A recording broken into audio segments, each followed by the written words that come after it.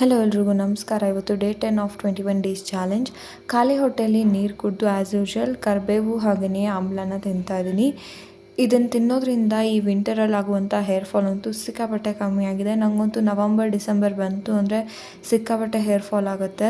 So ಹಾಗಾಗಿ ಇದನ್ನು ತೊಗೊಳ್ತಾ ಇರೋದ್ರಿಂದ ನನಗೆ ಹೇರ್ ಫಾಲ್ ತುಂಬಾ ಕಮ್ಮಿ ಆಗಿದೆ, ಹಾಗೆ ಹೇರ್ ಗ್ರೋತ್ ಕೂಡ ಇಂಪ್ರೂವ್ ಆಗಿದೆ. ಹಾಗೆಯೇ ಬೆಳಗ್ಗೆ ತಿಂಡಿಗೆ ಒಂದು ಸ್ವಲ್ಪ ರಾಗಿ ರೊಟ್ಟಿ ಅಥವಾ ರಾಗಿ ಚಪಾತಿ ಮಾಡೋಣ ಅಂತ ಕಲಸಿಡ್ತಾ ಇದ್ದೀನಿ.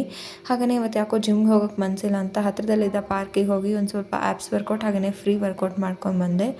ಅದಾದಮೇಲೆ ಮನೆಗೆ ಬಂದುಬಿಟ್ಟು ಚಪಾತಿ ಹಾಗೆಯೇ ಕಾಳು ಪಲ್ಯ ತಿಂದೆ. ಸೊ ಇದಾದಮೇಲೆ ಮಧ್ಯಾಹ್ನ ಒಂದು ಸ್ವಲ್ಪ ಅದೇ ಚಪಾತಿ ಪಲ್ಯನ ತಿಂದ್ಬಿಟ್ಟು ಈವ್ನಿಂಗ್ ಹಸಿವಾಗ್ತಿತ್ತು ಅಂತ ಒಂದು ಸ್ವಲ್ಪ ಅವಲಕ್ಕಿ ಮಾಡ್ಕೊತಾ ಇದ್ದೆ. ಇದು ಮಾಡೋದು ತುಂಬಾ ಸಿಂಪಲ್.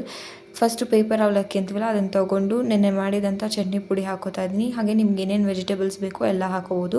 ನಾನು ಆನಿಯನ್, ಟೊಮೆಟೊ ಹಾಗೆ ಕುಕುಂಬರ್ನ ಹಾಕಿ ಒಂದು ಸ್ವಲ್ಪ ಉಪ್ಪು ಹಾಕಿ ನೀರು ಹಾಕ್ಕೊಂಡು ಎಲ್ಲ ಚೆನ್ನಾಗಿ ಕಲಿಸ್ಕೊತಾ ಇದ್ದೀನಿ. ಮೇಲೆ ಒಂದು ಸ್ವಲ್ಪ ಕೊತ್ತಂಬರಿ ಉದುರಿಸಿದ್ರೆ ನಮ್ಮ ಅವಲಕ್ಕಿ ರೆಡಿ ಆಗುತ್ತೆ. ಈವ್ನಿಂಗ್ ಒಂದು ಸ್ವಲ್ಪ ಹೊರಗಡೆ ಹೋಗಿ ಬಂದೆ. ಹಾಗೆ ರಾತ್ರಿ ಊಟಕ್ಕೆ ಶಾವಿಗೆ ಉಪ್ಪಿಟ್ಟು ತಿಂದ್ಬಿಟ್ಟು ಮಲ್ಕೊಂಡೆ. ಇದಾಗಿತ್ತು ನನ್ನ day 10. See you tomorrow. Bye bye.